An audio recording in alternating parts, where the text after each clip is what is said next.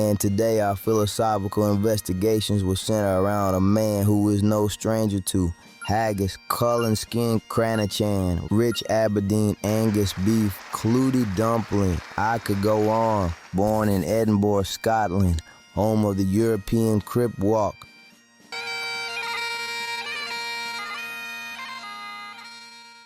It's also known for its highlands, locks, iconic cultural traditions, tartan skirts, kilts, bagpipes, haggis, how can I forget, whiskey, the damn Loch Ness monster, and of course, last but not least, Gerard Butler.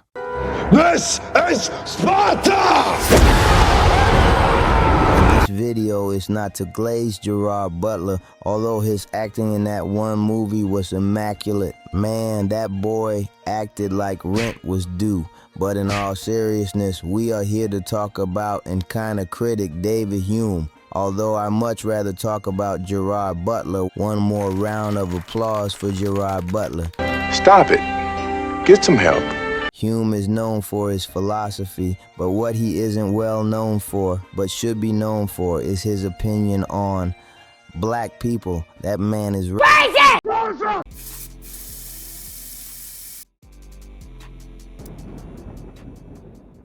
Now before you click off like, damn bro, that was a lot of words just to say Hume was racist, let me say this, but also, that's the thing about philosophy. It's like the world's oldest podcast, haha. These dudes just sat around sipping on whatever fermented goat juice they had back then and went, hey, what if reality wasn't real? And everybody in the room nodded like it was the hottest mixtape of the year. See, haha. Hume was basically doing what we call high-level trolling. Man was dropping takes with zero proof. For instance, this was what was contained in Hume's infamous racist footnote. I am apt to suspect the Negroes, and in general all the other species of men, for there are 4 or 5 different kinds, to be naturally inferior to the whites. There never was a civilized nation of any other complexion than white, nor even any individual eminent either in action or speculation. No ingenious manufactures amongst them, no arts, no sciences. On the other hand, the most rude and barbarous of the whites, such as the ancient Germans, the present Tartars, have still something eminent about them in their valor, form of government, or some other particular.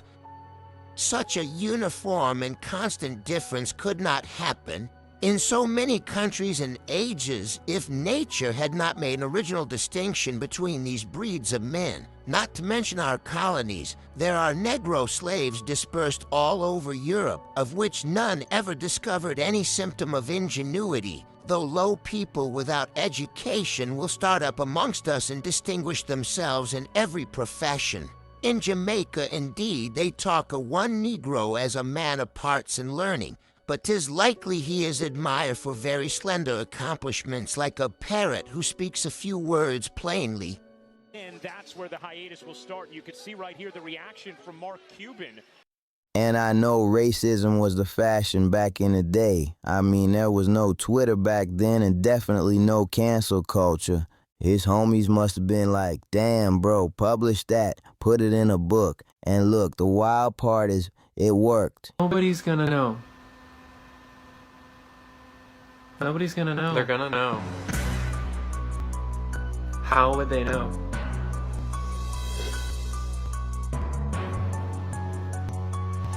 How would they know? Hume was so influential that Kant literally said, Hume woke me up from my dogmatic slumber. Aha, which is the philosopher's code for, this man dropped some bars so hot I had to rethink my whole mixtape. Imagine that, you're Kant, minding your own business, making neat little categories about knowledge. And then David Hume slides in with the equivalent of a diss track and ruins your sleep schedule. But as a celebrity, well, somewhat of a celebrity, Hume should have at least tried to protect his public image a little bit, at least tried to. Not to be racist or anything. Damn, Hume get me fuming. I thought his mama would have taught him better than that. Do not Now, I know you might be wondering, why am I making a video about a racist guy? Well, just because the man did one racist thing in his life doesn't mean he's racist.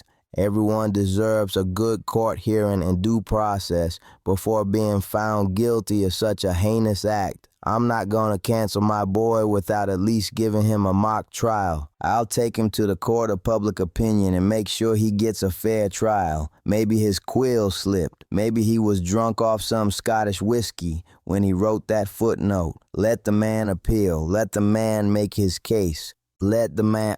That nigga is guilty! What? Come on, give the guy a fair shot. Let the man appeal this court ruling. Oh, you right. I forgot that he included that footnote in several later editions of his book. Hume died on that hill. My boy went full send with that shit cause his homies, his fellow contemporaries in academia and philosophical study tried to reason with his ass. One of them was probably like, "Come on now, dawg. Come on, man." But Hume's ass said, Never. Never! And my guy proceeded to double down on that shit by including that exact footnote in every new edition of his work. The first appearance of the infamous footnote showed up in 1753 to 1754 inside his essays and treatises on several subjects.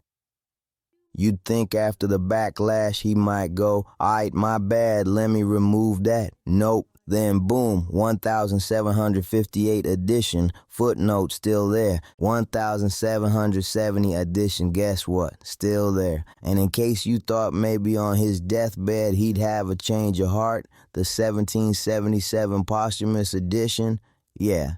Bro basically turned a racist hot take into a franchise. But he did, however, continue to keep the footnote in later editions of that. If that's the case, then Hume's refusal to give a fuck about the optics or his potential to get canceled in the future makes it seem like, You know, because he got some weird, he like a weird shit at times. He be acting like a weirdo. He be on some weird shit. He be on some weird shit. And so they gonna treat him a certain way. people today talk about cancel culture like it was invented with hashtags. Nah, Hume literally canceled himself by refusing to delete that footnote. Bro had 24 years between 1753 and 1777 to say, you know what? Maybe I went too hard, let me edit that out.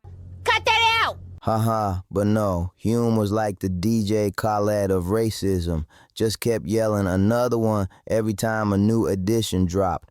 Now imagine if Hume lived today. His career would have been over after the first edition. Forget universities. My man would have been on some obscure podcast with Ben Shapiro defending himself like, haha, no. See, what I meant by inferior is cut mic. Let's be real though, even if Hume was alive today, he would have lost his hood pass instantly. Haha, like imagine Hume trying to explain empiricism to your grandma while she's frying chicken. So all knowledge comes from sense experience. And she just hit him with the cast iron pan stare like, haha, boy, sense this cornbread in your mouth and shut up. The hood is about receipts, and Hume ain't got receipts. That footnote wasn't empiricism. That was straight fan fiction, like he just decided black people were inferior without even doing field research. Imagine writing Yelp reviews for food you ain't even tasted. Ha,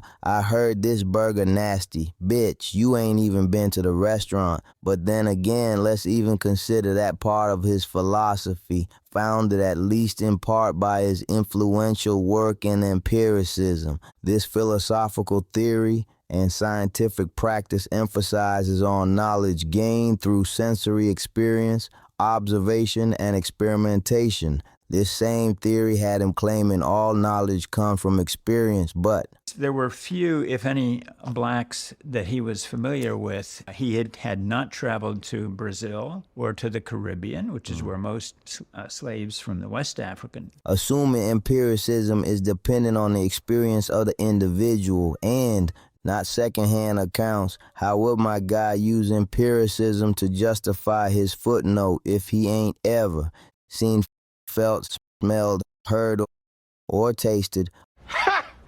Gay! a black person? I know that you're gay. Nah, I'm just being straight with you, so my guy never seen a black woman. Get naked! But anyway, without a doubt, we know Hume was racist, but was he guilty of contradicting his own philosophies and theories because of this racism? Let's take him back to the court of public appeal. We're going to call his own philosophies and theories to the stand to testify against him. Today we have 7 witnesses that will take the stand, which will consist of Hume's theory of empiricism, followed by his skepticism, the problem of induction, moral philosophy, naturalism about religion, Hume's contributions to history, and his contributions to economics. We're living in a world and society where people are starting to see differently have been, and now it's time to really show up and tell our story the way it should be told. Alright, ChatGPT. Can empiricism consist of a second-hand account, or does it have to exclusively be a first-hand account? Hey, good question. So technically, empiricism is supposed to be rooted in direct, first-hand observation, like you touching the stove and realizing it's hot, not your cousin Jerome telling you he burned his hand last week. But here's a catch. Philosophers like Hume love to blur the lines. Hume would say knowledge is grounded in experience, but he was out here footnoting racist nonsense about Africans without ever leaving his comfy Edinburgh armchair.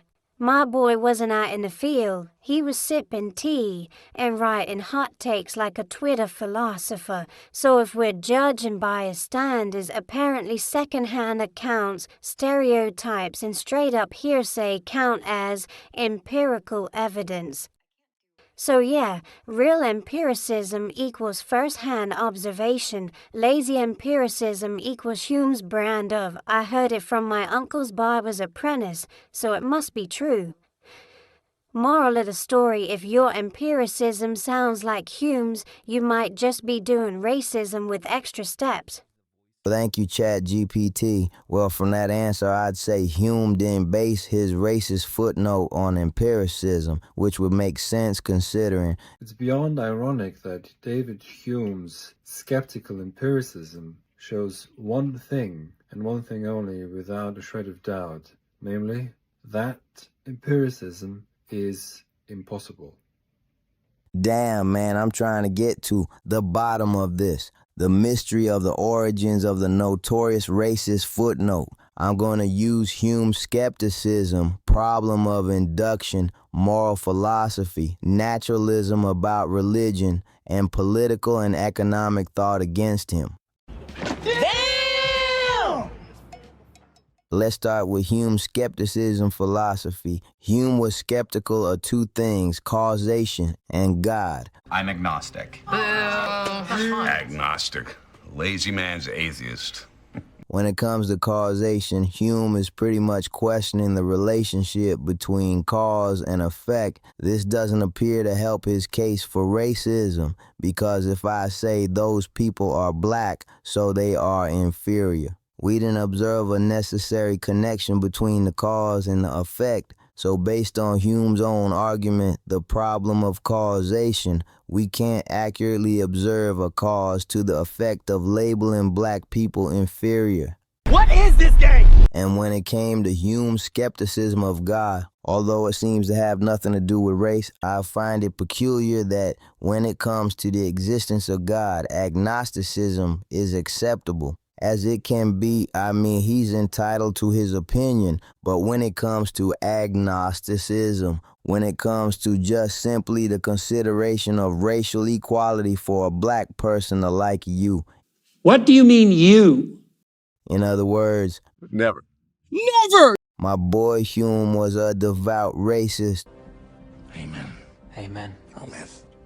I think the thing that's keeping him away from religion is that he knows black people love religion. Black people can't get enough of religion. If there wasn't a single religious black man, Hume would not be agnostic. He is not going to sit on the same fence as a black man, 'cause you can't tell where the back of the fence is. He probably doesn't want to get caught lacking in religiosity in front of a black man.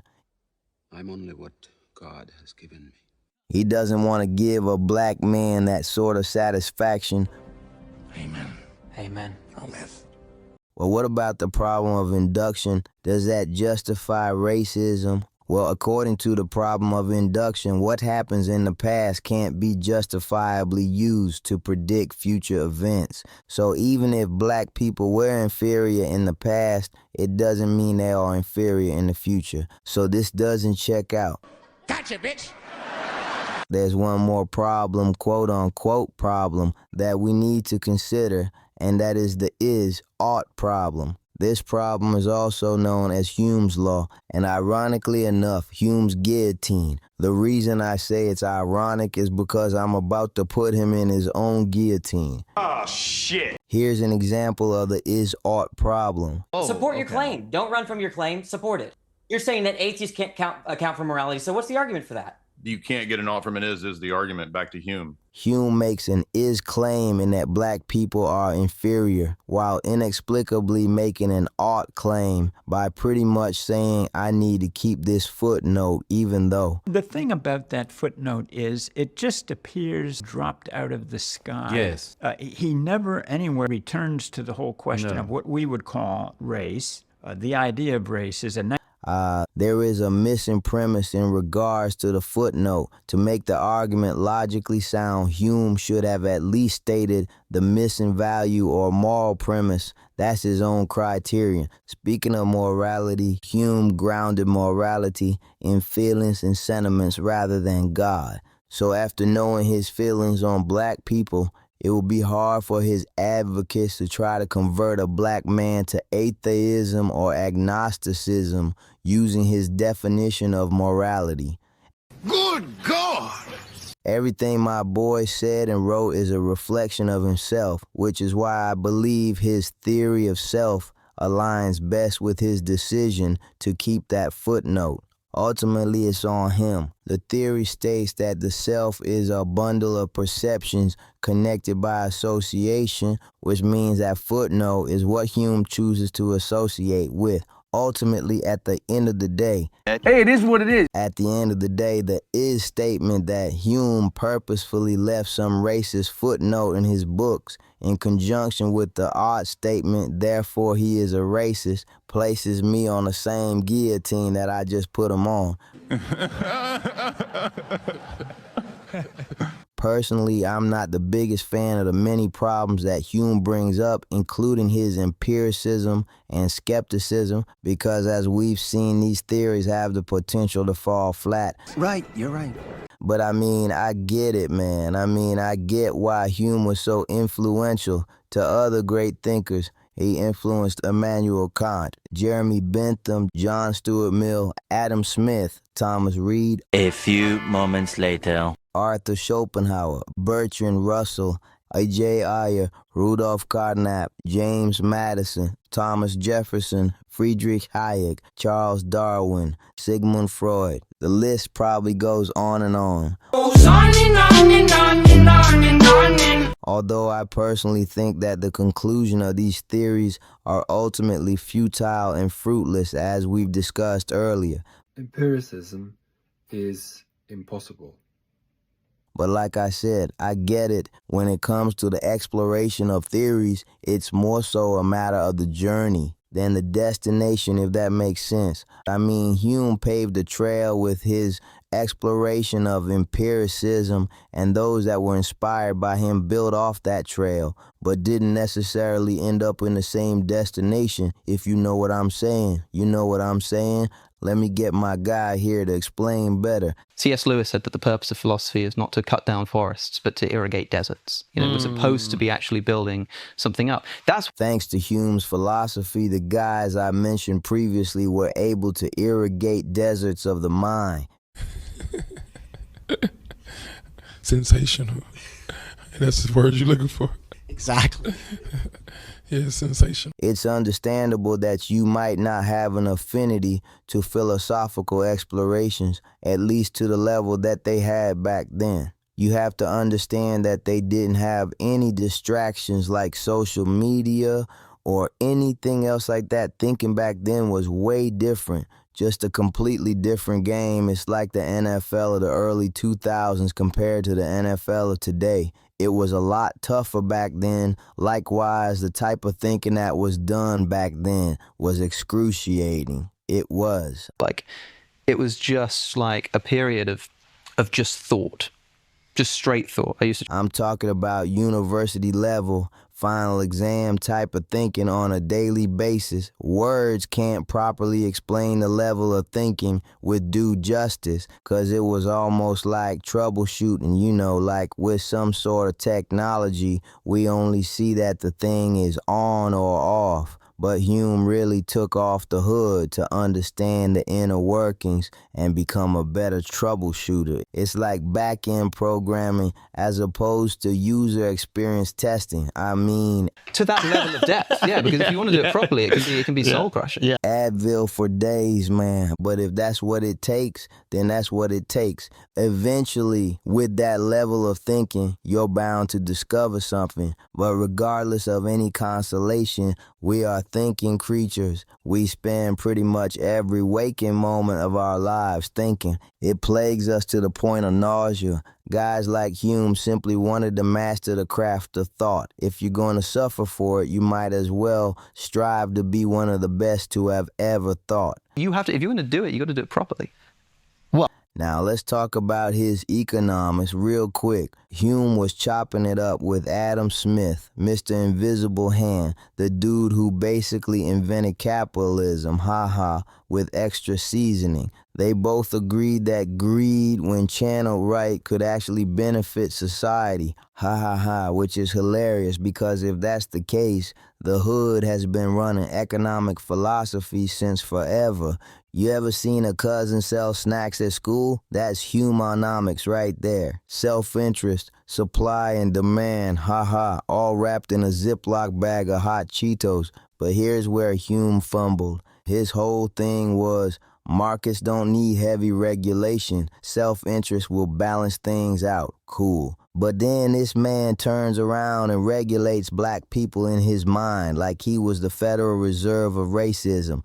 Bro, pick a lane. Now, I'm not sure if any black people have found inspiration from Hume, and just because he's a racist doesn't mean you shouldn't pick up one of his books and try to come up with a philosophy of your own. Perhaps the potential relevance of Hume's work for our community comes from his contributions to history and economics. In regards to his contributions to history, Hume had written on the history of Europe in a way that had never been done before. All right, I guess the most relevant contribution, at least to us, would be his economic insights.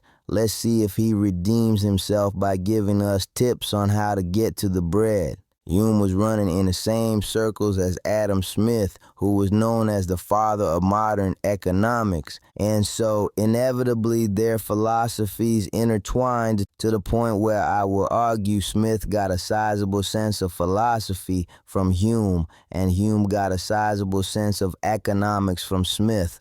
The central component of which they intertwined was the role of utilitarianism in economics. And potentially, some of Hume's ideas may have influenced Smith's invisible hand theory, determining that markets don't need regulations and that self-interest-centric economic models brings the most utilitarianism to society. I like this economic stance because it validates what so many of us in our community already know, that you gotta be greedy in a healthy way. You gotta look after yourself and your interests first and foremost. Such a model champions the saying that self-preservation is the first law of nature. Now, getting back to the footnote, even in the realm of economics or his economic stance, we still can't find justification for that darn footnote. I mean, you fumbled the bag by including that footnote, and probably less sales of his books from the pro-black crowd of his time.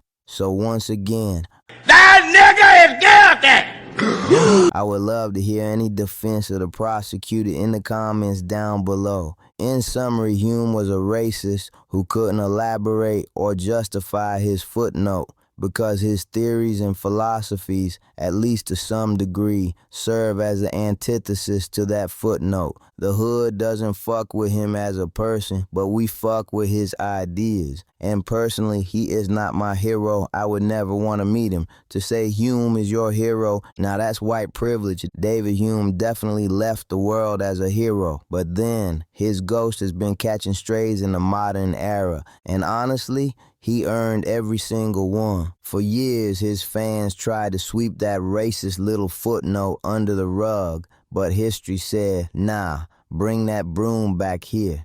Case in point, the University of Edinburgh straight up snatched his name off their biggest tower in 2020. That's right, the David Hume Tower became just 40 George Square because students weren't about to walk into class every day under the name of Mr. All Africans are naturally inferior. Imagine being the face of Scottish philosophy only to get your own building repossessed like a Toyota Corolla with missed payments. We are just getting started! And it's not just Edinburgh.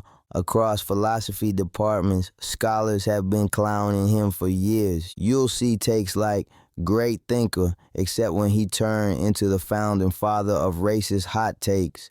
People now cite Hume less like, here's wisdom from the Enlightenment, and more like, here's how Enlightenment thinkers could be absolute clowns when it came to race.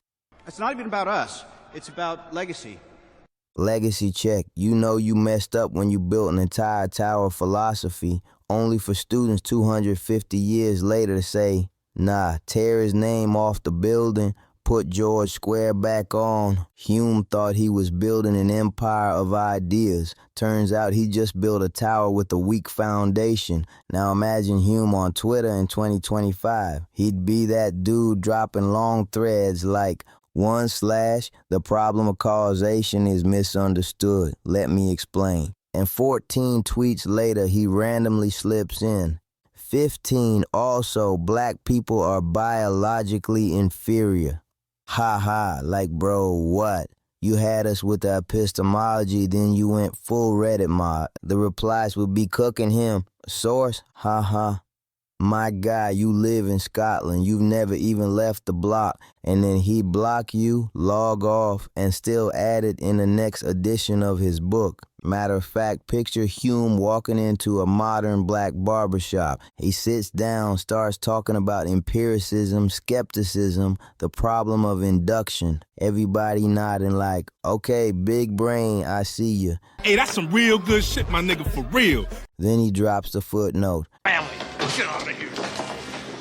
And that's exactly what history did. Sure, we kept the good ideas, the empiricism, the skepticism, the influence on Kant, but we left his ass outside, haha, like he tried to sneak into the cookout with raisins in the potato salad. I feel like Hume would be one of those racists that when they look at you with a degree of disappointment almost. As if I chose this shit when they told me not to. You know what I'm saying? Like, have y'all seen that show Altered Carbon on Netflix where folks got to pick new bodies and shit? Hume the type of motherfucker to look at you like y'all were in the same waiting area to get your bodies, and he told you which body to get, but you didn't listen.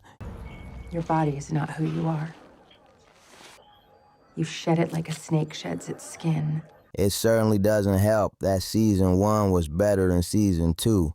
So when all is said and done, we find David Hume guilty of philosophical contradiction, guilty of intellectual laziness, guilty of racism in the first degree, and therefore we sentence him, to eternal side-eye from history. However, he's also guilty of giving us tools we can still use today. Tools such as skepticism, empiricism, and critical thought, all of that survives, even if he doesn't. His footnote might have been trash, but the rest of his work still recycling value. Ha ha, think of it like fast food. The fries smack, the nuggets are decent, but the ice cream machine is racist and permanently broken. So yeah, David Hume was brilliant, but not a hero. Brilliant, but no one understands it. His philosophy lives, but his hood pass is revoked.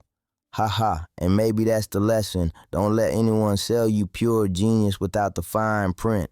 Because sometimes the fine print is a footnote that makes you go, the hell is this? And if nothing else, Hume proves that even the smartest minds can contradict themselves. He ultimately proves that philosophy is messy and that history is full of people you can learn from without looking up to.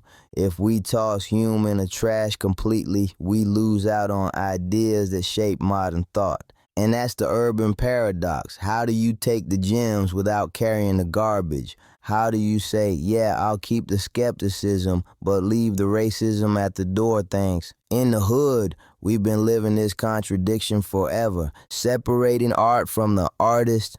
Man, we've been doing that since R. Kelly. We know the music slaps, but the man doesn't get an invite to the cookout. Same deal with Hume. We can use his skepticism, his empiricism, his economics. But as a person, nah, the hood don't claim him. David Hume was found guilty of implicitly contradicting his work through his racist footnote, but you don't have to be guilty of contradicting this video by watching, commenting, and liking, but not subscribing. So go ahead and subscribe. I'm waiting. Yo, that's game for your brain. Now let it breathe, dropping gems every time. You best believe. Hit that sub, don't leave it on scene. Stay woke, stay wise, keep your mind clean.